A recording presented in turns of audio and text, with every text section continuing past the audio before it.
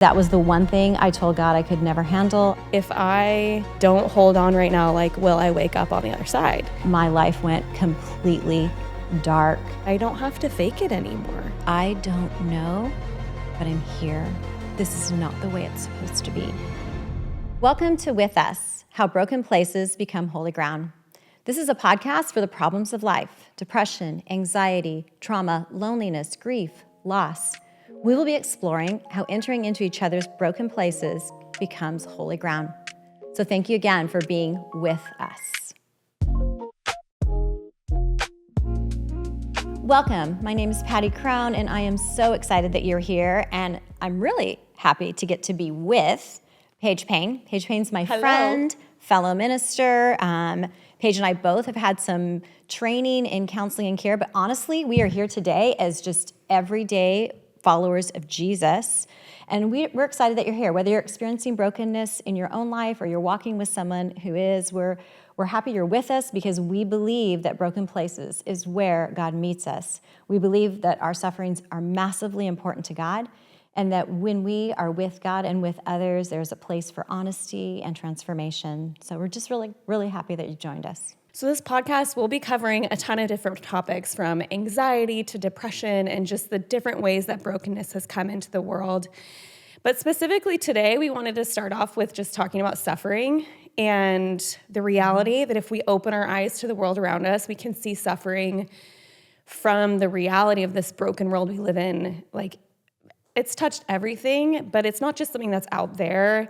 It's something that comes straight to us. None of us can avoid it. And so before we talk about this broken world and the different ways that has manifested, we really just want to take a big picture and look at what is it like to suffer as a person in this world, and what does Jesus have to do with it? Yeah, and our discovery is that this isn't about theory. This is really about real life. It's entering into each other's lives, moving towards each other, representing and incarnating the God who moves towards us. And that's when it becomes holy ground, when God is with us and we are able to bring our full selves and our honesty to each other. So this is what we've learned, is the power of being with one another. So we're going to start, because we think this is really important, we're going to start with our own story, our own experience of suffering. I often have people who are walking through hard things want to know, well, what have you experienced? And so before we do talk about the reality of suffering in a broken world, again, we thought it would be good to start with our own stories. I think the story that's most lively for me is when our daughter was diagnosed with severe disabilities, our second child out of 4. Little Aubrey was born quite small and fell off those charts, and I got that horrible failure to thrive diagnosis, which led to multiple specialists, eventually a pediatric neurologist, that told us that our daughter would never be normal. She would be mentally disabled. And honestly, that was the one thing I told God I could never handle. I had a struggle with the mentally disabled. I had a bias, a prejudice, if you will. I'm not proud of it, but my life went completely dark. And those days were just absolutely devastating for me. I had so many questions about myself. Was this punishment of sin? I had questions about God. Where is he in this? He picked the wrong mom. There's certainly women out there that would be a much better fit for this helpless little one. And then that led to even more changes in our life and continued loss as we met with geneticists. And the geneticists let us know that the chance of having another child with special needs was quite high. And so we pursued adoption and had 2 failed adoptions, just hurt on top of hurt, loss on top of loss. And then I had an unexpected pregnancy and had to wait 9 months to find out whether my second daughter, third child, would also have disabilities. By God's design, she did not, but that also led us into adoption because that became such a burden on our heart. And so we welcomed into our home a little one who had come from a broken story herself. And so Aubrey's life has completely changed the way we live, what we see, and what we do. And it was just a very dark, deep place. And Pattie, when you were in the middle of walking through that, what did you need? I think what I needed first was for people to just sit with me and be willing to be unafraid of my questions and my continual ugly crying the sleeplessness, just the unrelenting pain. And I did have a special friend that, especially at the very, very beginning, who she just sat with me every day for a while. And sometimes she cried with me, but she was silent. I remember one thing she did do besides silence is she gave me a playlist of grief songs and that ministered to her, that had gentle, kind truths about who God is. She had had a stillborn child. And so she shared a little bit of her journey with me, but very non-threatening, very simple. She also vacuumed, which was quite amazing, and entertained my son and held my baby and made me feel like my baby was valued. I also had 2 women in my life that God brought in by his design. Actually, I think I chased them down, to be honest. I think I stalked these women.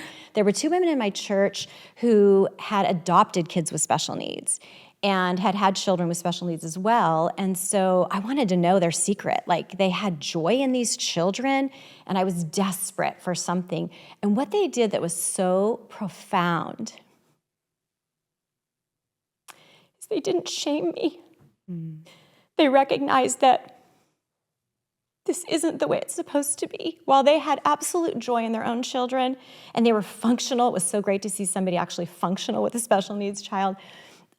They held space for me to be a disaster about it, to be honest about the fact that I didn't really want my daughter anymore, and be honest about the fact that I really just wanted to die. I didn't want to do this life I had. And so, but they just held that space for me, and I got to see how God's most faithful people actually suffer, and that helped me know maybe I'm not being punished. Maybe this isn't some unconfessed sin that caused my daughter's disability. So it was so profound. It was so holy. It was so holy. Okay, but you can't leave me here all by myself in my emotion.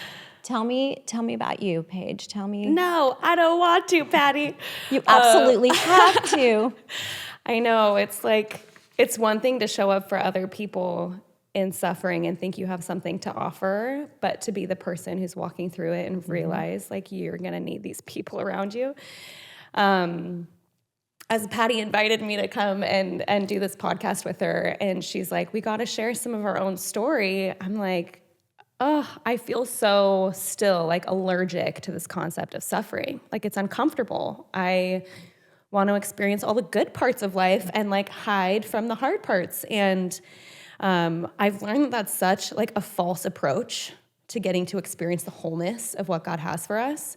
And so I was thinking, do I share some suffering on like the suffering I've caused, or should I share suffering on decisions that other people have made towards me that have caused me pain, or just the consequences of what it looks like to live in this world that's just imperfect and in these bodies that are imperfect. And I kind of thought I would just share the one with the longest story arc, because I can see what God has done over time that I would have never imagined in the moments. And it started early on in my marriage, and we had these like big dreams of, people would like, think about what family you want when you're 60 years old. And we just had these really big dreams of having a really full house. And so we start our pregnancy journey and our building a family journey. And what I didn't know at the beginning is that this would be a much longer process. One with, now 9 pregnancies. Wow. With what started off as, this is really common and this is really normal, ending in some really, really scary situations in doctor's offices and ERs, and questioning, like, if I don't hold on right now, like, will I wake up on the other side? Wow. And so there's like some trauma in there. There's so much grief. And there's also realizing, like, if I look at the world around me, I'm like, what do I have to complain about? Even through this process that's been messy and jumbled, like, I have these 2 beautiful daughters that I honestly am like, I don't even know how I get to have these 2 little gifts. Like, just the idea of pregnancy now for me is like, so much has to go right. How is anybody born? And so I even know that I sit in this conversation from a place of, I have some of these things I wanted, and yet it's also come with just a lot of pain and questioning and wondering, like, what is the purpose here? God, what are you doing? Isn't this a good thing? Like, I want to have children to love. Like, aren't these good desires in my heart? Like, why is this so challenging? And so it's been a messy journey. It's an unfinished journey. Like, we're still wondering what our family is going to look like as we are still in that season. But it's come with so many layers. So that's me. Well, thank you for being willing to enter into the wrestle and to be vulnerable to share that journey with us. I can't imagine having that many failed pregnancies. And were there people, like, who was with you? Like, who were your people during this time that really were with you and helped you be with God? What did they do? I think, like, the one person who comes to mind, there were a lot of people who have been so special to me through this. And one of them is my mother-in-law. And I know this might be some of your guys' nightmares out there, but especially with our first one, you know, like, again, it's a very common experience. But for me, like, kind of that, like, I feel allergic to suffering. It's like, I'm fine, I'll move on. We're going to be great. I'm not going to think about this very much. Like, I don't want to give it too much space. And my mother-in-law showed up at our doorstep and she brought my favorite ice cream, which maybe if I talk more about this, you'll see a trend, always come with a treat. And her presence showing up brought so much honor to the loss that we had experienced and this hope and this future that we thought we were building now kind of being wiped away. And her showing up made it feel like, oh, this is important. And maybe I need to give more space for myself to be able to grieve this just because she's showing me that I can and that it's okay if I do. And she's continued to do that. She's shown up at the hospitals, she's shown up at the doctors, she's shown up, and she's like a 3-hour plane flight away. And it's just something that she's shown me is like, you just show up. I know I've had so many conversations with people who they're really trying to do the right thing and they want to say the right thing. And so saying something has been really sweet, but usually the people that I feel really supported by are the people who just ask good questions and just give me space to be able to not compare. Is my suffering worse or better or harder or you have nothing to complain about? Like those are the things that are in my head. And they just honor that we're all on our own journey and let me be present to it. So, and that is absolutely what has sustained me too and moved me from just trying to actually survive to actually moving towards some even beginning tasting of flourishing is people who could just sit there without fixes, without rushing me, without pushing. And they were my teachers, Paige, by the way. I hit mother-in-law lotto also, and she was one of those people. So we're both pretty blessed in that direction. What that did for me is it's helped me now move into spaces with other people and just value presence, value, what Paul writes in Romans, to weep with those who weep and then rejoice with those who rejoice. I think we undervalue the power of just being present. We're in such a hurry to try to, I think it's our own anxiety to try to fix people or hurry them on their journey. But and the people that were with me, like you, it's a long story arc. You know, it was 5 years of darkness. It's just amazing. Anyway, but they have really been my teachers.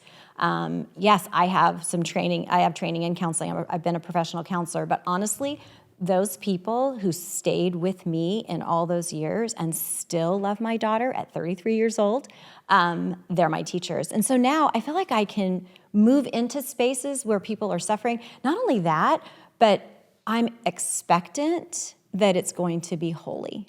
I'm expectant that it's going to be holy.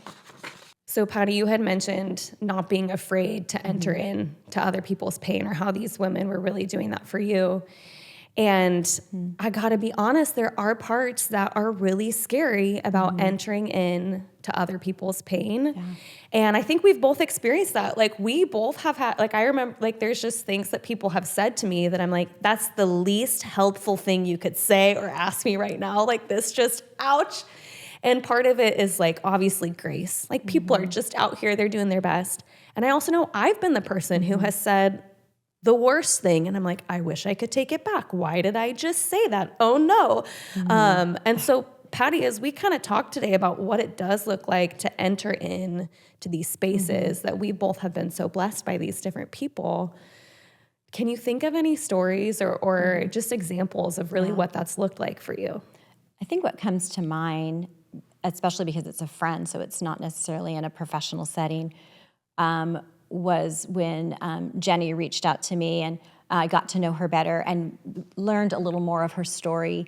And she has been living with a husband with chronic depression their entire marriage.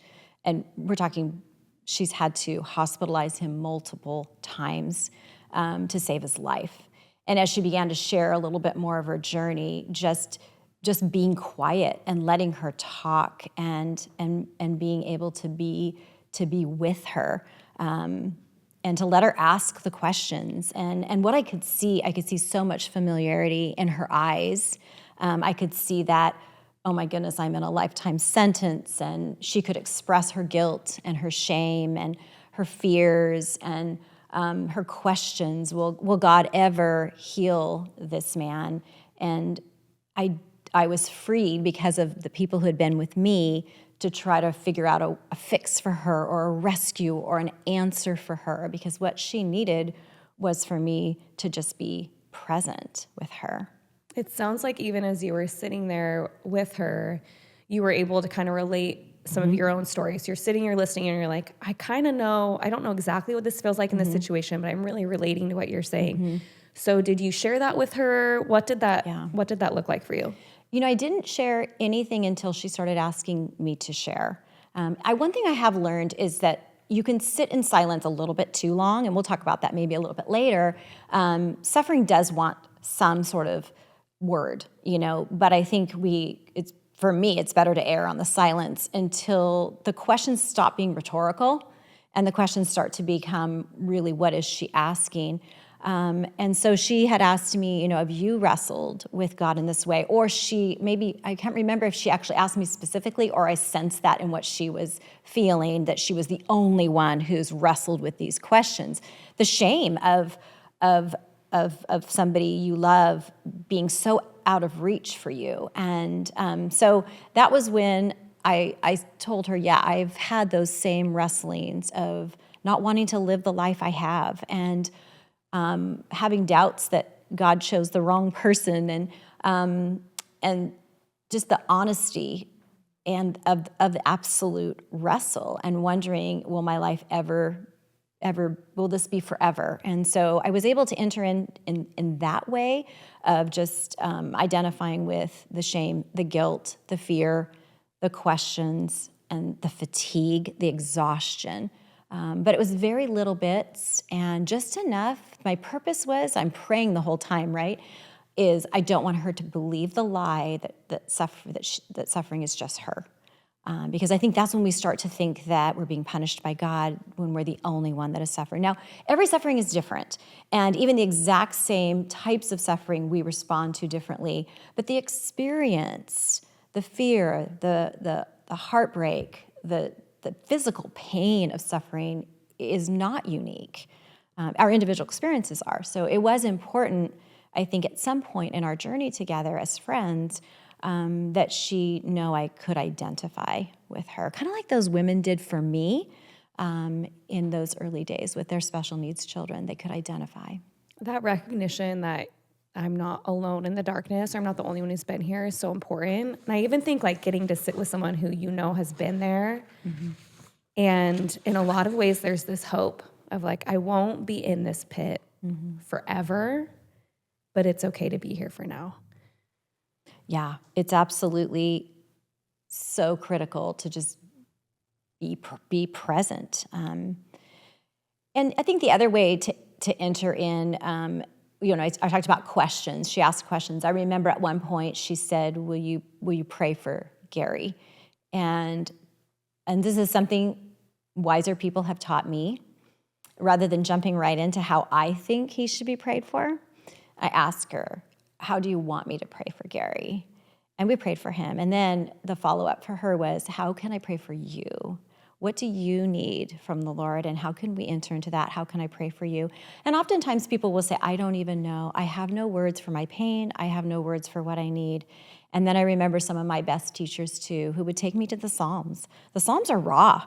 They are so honest, like, I can't sleep, I can't eat, I'm groaning all day. Where are you, God? Where have you been? Where have you forsaken me? These are very raw words. And so we would turn to the Psalms, and are there some words here that can for you to cry out to God with? And then I can pray those things over her. God, be her refuge, be her shield, be her comfort. You promise that you are closest to the brokenhearted. You are with the crushed in spirit. So I would often pray scriptures, and that would actually enable her in some ways to turn to something to give her own words. But often that's been the best, is to say, which of these words are you? Don't let me put words in your mouth. That's so good. Because even the temptation is sometimes like use prayer to like teach someone, like kind of your expectations of what they should be doing. Had people do that to me. It's pretty awful. And Lord, give Patty more faith so that her daughter can be healed. Nice prayer, right? Oh my goodness. Implying that my lack of faith is why my daughter has disabilities. Yeah, we do. That's a very truism that we can often use prayer. And honestly, there's times when people have asked me to pray in their deep suffering and nothing comes to mind. And maybe I don't even have a Bible right there, and I'm asking God, give me your words. And I think sometimes just Jesus, help, can be the best prayer ever. Jesus, help us both, be near. To avoid trying to teach my prayer or perform, or, we can often feel like, I just want to have the word that fixes everything. And we're going to get ourselves into a lot of trouble. I just want to make them feel better right now with my prayer. And I totally agree. Like, if there's not a clear leading of how to pray in that time, less is more sometimes. And we can get stuck rambling trying to make it better. For sure. So how about you? What have you learned about entering in? What have been maybe a current example for you? I think that some of the sweetest places have been being invited into those spaces with people. I recently had a friend call me. It was a FaceTime being with someone, which is amazing that we have that technology. It's not quite the same as being in person, but sometimes it's what we have to do.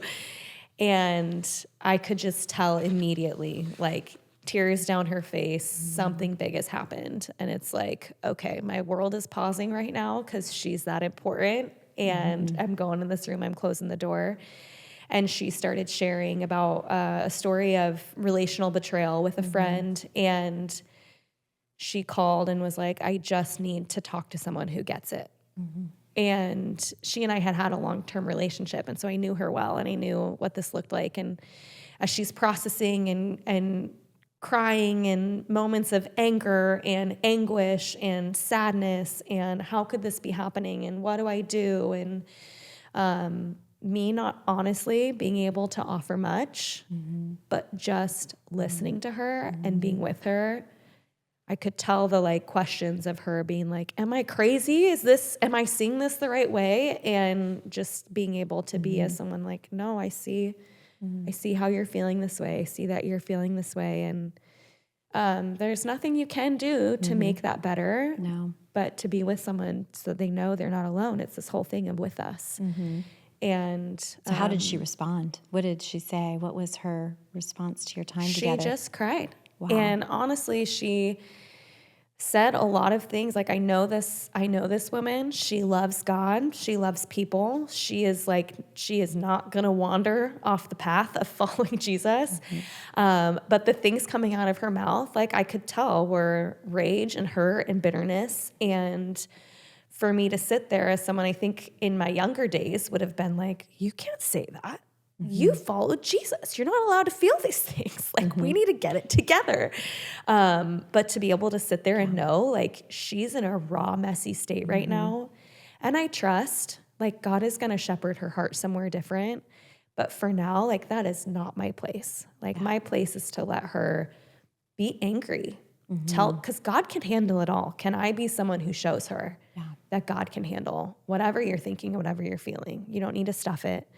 And so that's what she did. She just processed, and we processed some more. And a week later, we processed some more. And that's what you do. That's the power of presence and trusting that God is up to something in all of that. You know, as people need to repeat and repeat, you know, there's just all kinds of even studies being shown about both the soul and the brain, that the repetition is doing something. It is, you know, we can want to stop that and like, oh, here we go again.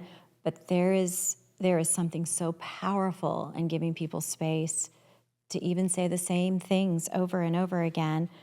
So being present and making space can be easier when we don't talk, when we know we're not supposed to say anything. But what do we do when we sense we're supposed to say something? You know, what do we do with that space when there actually is a question that somebody wants answered, and yet we don't know what the answer is? What do we do then, Paige? You know, Patty, I think that's such a great question, because I honestly would much rather sit back and be quiet. And I think that's just come from my own experiences of when people have said the wrong thing, that in those moments I'm like, I never want to make someone feel like this or do this. And even like, but the reality of the complexity that everyone is going to respond to words in a different way. What everyone needs is different and at different times. And I remember even on my like recurrent pregnancy loss journey, what was really comforting for me the first few of, you're going to meet this baby in heaven, and we're so sad we didn't get to know them, but we will one day. Ouch. Gosh, now we're 9 kids in, and I'm like, I can't go there. There's going to be way too much for me to do. That is an overwhelming day when I get to heaven and have Family all reunion. Yes, I'm like, no. And so now that same thing that was once so comforting is something that actually brings me a lot of anxiety. Sure. And I just feel like that is the picture of there's nuance and we're not going to get it right, but is it better to say anything? And so I feel like I want to put the question back on you, Patty. Oh, like, what do we say? Yeah, it's so tough, and I have the same experience. I remember a sweet older couple in our church at the time. We lived in a different town, and so it's nobody near here, but who were watching me with Aubrey, and they said, "Oh, she's just so sweet. She kind of reminds me of this dog we had once that was lame." Gosh, no, the dog was Patty. lame too, and everything in me wanted to scream at her. But I knew she meant well. Her intention was there. I had to tell myself she loved the dog. She loved the dog. She loved the dog. I mean, it was, so people have said some pretty horrible things to me, like, what unconfessed sin? You know, wow, she doesn't really look that retarded. Things like that to Aubrey. And and so I would love to just walk around with duct tape when people are suffering, because I'm so afraid of saying the wrong thing. But suffering does want a response. I mean, I think most of the time we can stay in the space of literally weeping and identifying and sitting in silence. But sometimes there is a question. I think of Caitlin, a young mom I had walked with, multiple marital betrayals, as many marital betrayals, sadly, as you've had losses of children, and actually more. And as she sat with me and welcomed me into this horrific season of suffering, she said, "Why, Patty, is this happening to me and my children?" And it wasn't just a question for the atmosphere. It wasn't a question sent out into the universe. She wanted me to say something, because I think if I didn't say something, she was going to fill the gap with shame. And so, again, always taking a deep breath, always praying, and nothing comes. And so all I can say is, I don't know, but I'm here, and I'm so sorry. This is not the way it's supposed to be. That's it. And in the end, I think that was enough for her in that moment. Because the reality is, when people ask us why their suffering is happening, you mentioned this earlier, there's so many different directions in which suffering comes. It can be sin that we've committed, harms we've done, harms done to us. It can be natural disasters, this broken universe. It can be even the enemy, Satan, can cause suffering into our lives. And most often, there's multiple factors to suffering. So who are we to play the place of God and point out in someone's life exactly why this is happening to them? But there is a moment to say something. So it's, I'm here. I won't leave you. I'm so sorry. I don't know. I think I must have said to Caitlin a million times, I'm here, and hold her hand. I'm here. I'm here. Later, she would need more from me. She would need more spiritual guidance, but at that time, she wasn't really asking for that. Later, she would need more from me, even in advocacy within her church and the complications that can come. But initially, and for most of it, continually I needed to be comfortable saying the same thing over again. That's where the tension comes in is, again, we want the golden apple, what is that? Settings of gold and apples of silver. I'm messing up the proverb. Is a word aptly spoken. We want to be that one that gives them the gift of the word rightly spoken. But often there's no word. And so when there's no word, there's the word of, I'm here. So good. I am especially absolutely here. Because the alternative of not saying anything is we're just going to pretend like nothing happened and your life's not being rocked right now. And that can be even harder. Like you're walking through the church lobby with carrying the weight of the grief or whatever it is, and we're all just going to pretend like that's not happening. Like that's not it either. No, there is a moment to speak. There is. You can almost begin to sense like somebody's not really listening anymore, like they've checked out and they're doing their own life, so there is those moments.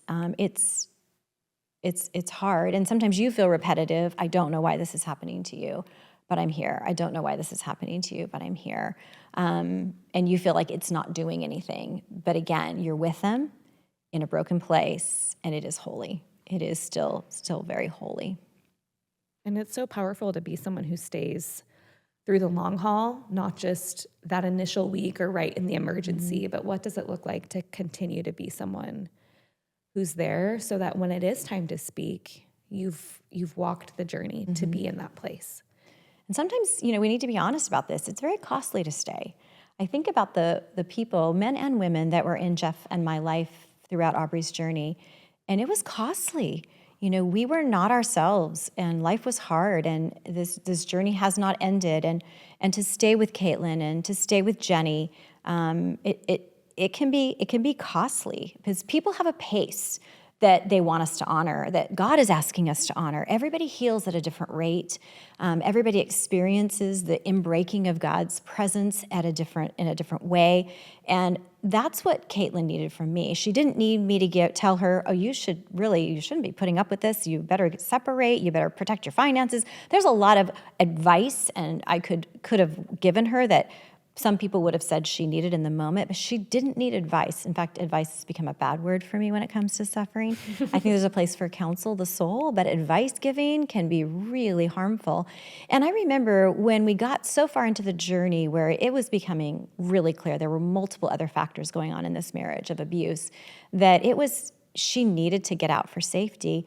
And even when I began to suggest that, she was my teacher. Do you know what Caitlin said to me? She said, I have to decide when I'm ready because I have to stand before my children and my God. And I was like, whoa, I was so rebuked in a really good way. I was put in my place if I was trying to hurry. And I had to even examine my own heart. Was I hurrying her because I was getting fatigued? I think I was more fearful for her, but she did have her pace and it needed to be honored. And that became costly for me in all kinds of different ways. But let me tell you how worth it is. To see her now, to see the way that God has met her, to see the way that she moves towards others and their suffering. So whatever the cost, it was nothing compared to the privilege of being in that holy place with her. That also just makes me think like we probably shouldn't say, I'm here, I'm with you, I'm not going anywhere, unless we mean it. Absolutely, absolutely. But this does bring us up to like where it would be important for us to go next is how God does enter into those broken places. and how he does the unexpected. And as I even think about my own journey, I mentioned earlier that I had this disdain for the disabled, that I would go to the park with my little boy, Aubrey's big brother, and I would see mentally disabled adults, and I would leave the park because I was uncomfortable. And now I had this child who was the person who was going to go to the park and people were going to leave. And the shame that was associated with that. But because people were with me and honored my pace, gave me gentle truth at just the right moment, stayed in it for the long haul. By the way, if we say the wrong thing, one thing we can say is, did I say the wrong thing? Is there anything that I've said to you that has hurt you? Has there anything I've said to you that's been helpful? I've learned that. And so, but when you stay the long haul, people can be pretty forgiving of the things that you've said wrong. But the people who've stayed with me have gotten to see how my heart has completely changed. I adore my daughter. I cannot imagine life without Aubrey after these 33 years. And the people who stayed with me, I did lose friends in this journey. God bless them. I understand why. I don't know if I would have wanted to be my friend. But the ones that stayed with me got to be in this holy ground of seeing me become somebody so different. I'll never forget what Jeff said to me, my husband, one night. I was just sharing the changes, and he said, I want you to hear this well. And he said, I know this has been awful for you, but I want to be married to this person so much more than the person you were before. And it was like, that was salve. It was so beautiful. And so that's how much there's been change. And that's just been, it's just been powerful, but it's because people let me lament. They let me cry. They let me say the things. They let me be the psalmist that said bad theology till I got to good theology. And then they got to be in that place of watching it all happen. And God never let you go. No. Yeah. No. Tell me about your experience. I know this has transformed you because, by the way, Paige,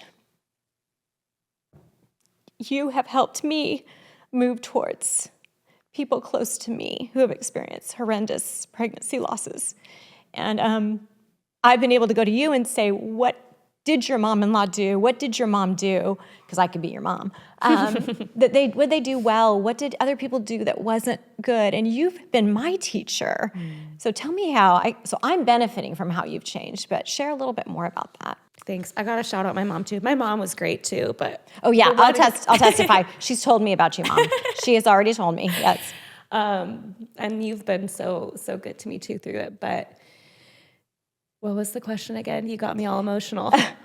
How has God broken into your been made your broken place holy? See, this part that I love now, like it just brings me so much joy getting to talk about, because the same thing, I'm like, I would not have signed up for this, but what God has done in my heart, like I wouldn't give up, like I wouldn't give that up for anything. And initially, I think I wrestled with this, like, this is hard, but my first response, because I'm a Christian, has to be like reassuring everybody, like, God is still good. God is good. God is good. And almost this like false belief that I have to hold up the goodness of God, which is just horrible because God is so big and so grand and so good. Like, what does he need me to be the person to validate that for him? And I think between being involved in a church community and being consistent, so like being in corporate worship on a regular basis, being around people who were discipling me, who were honestly like bringing me to the word, and they were people I trusted to do that. Yeah.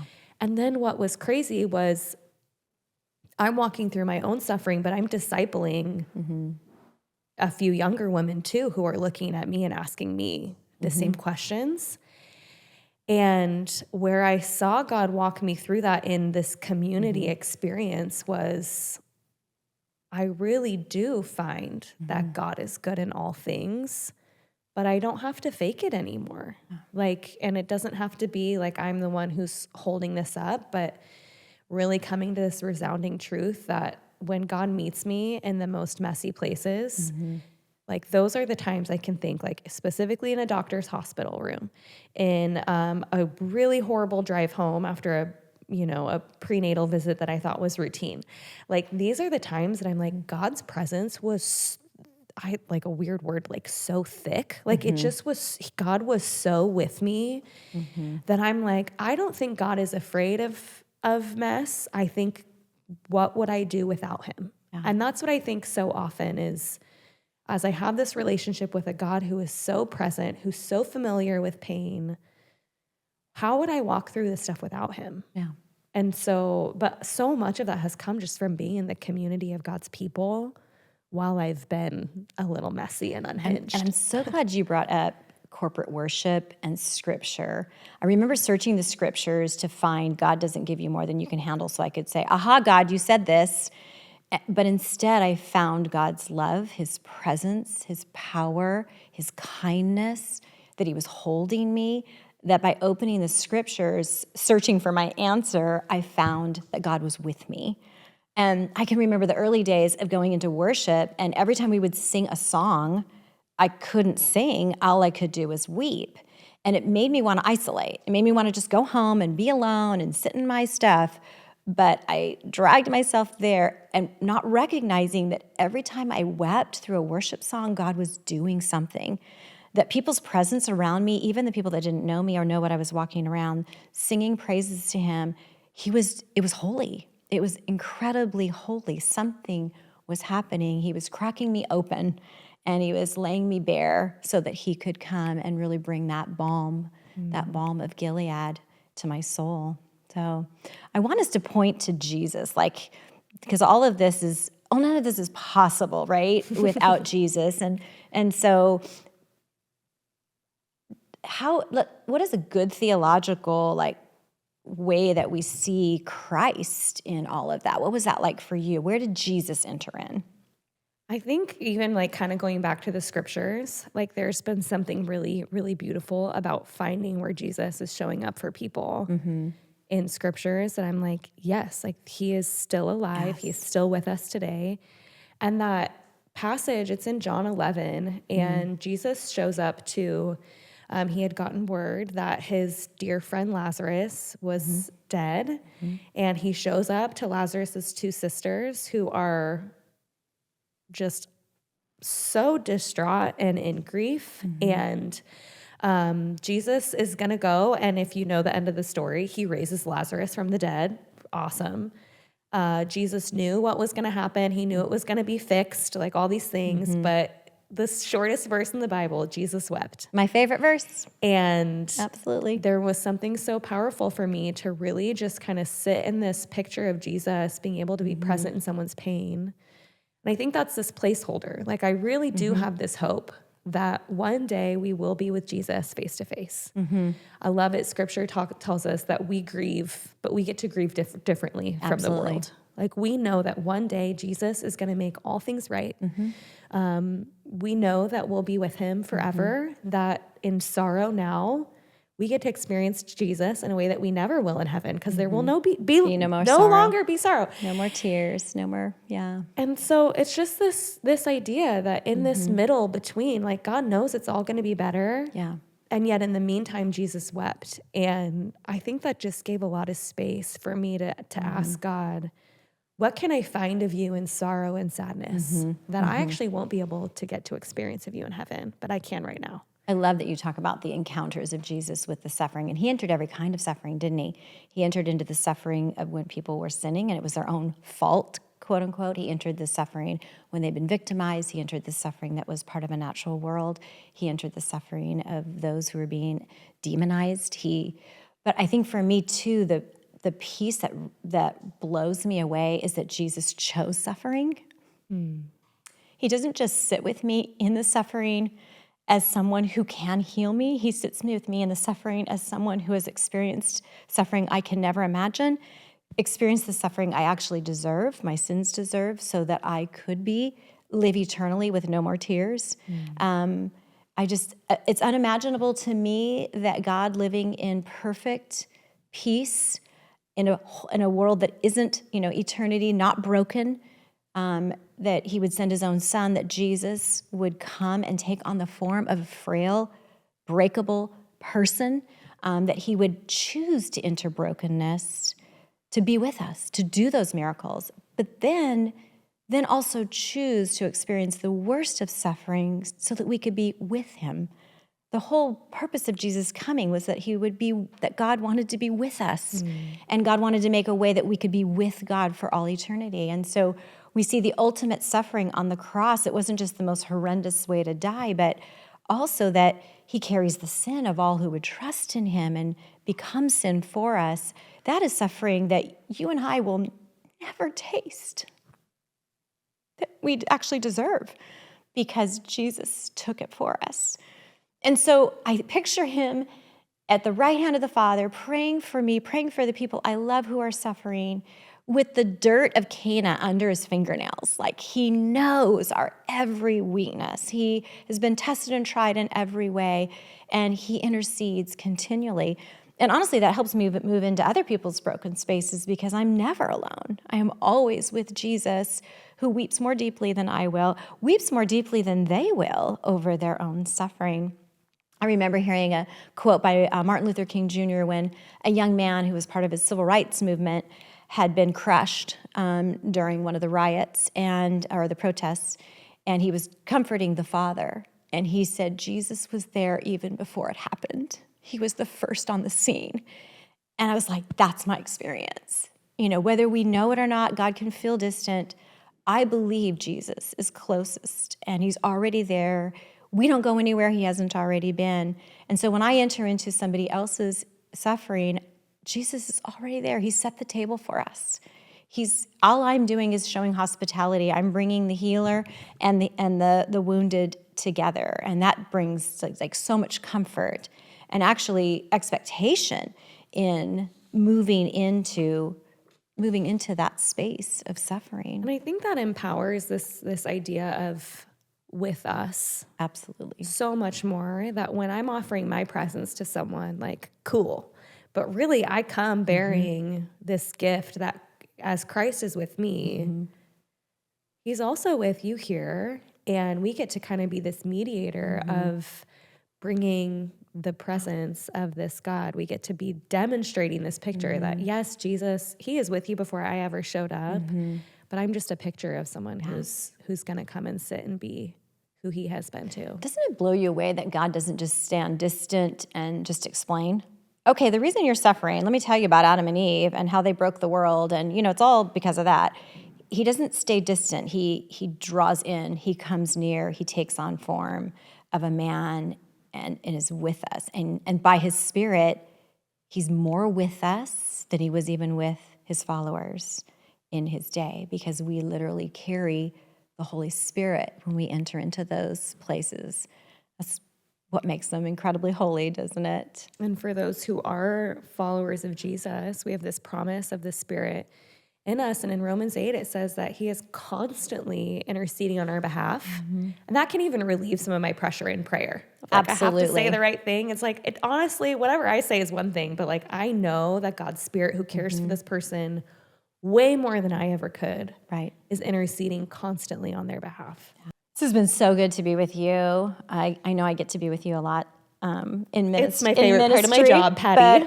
But it's just so, I love that I get to walk into the hard places with even our people here and our, your people, my people, and we get to do this together. You are definitely someone I want to lean on for good counsel. So as we kind of wrap up now on just learning to be with, let's get practical. Again, we're just learners in this journey of suffering, and what we've learned has been from first receiving care of others. Both of us have advanced training, but really my biggest teachers have been the people who've entered into my pain.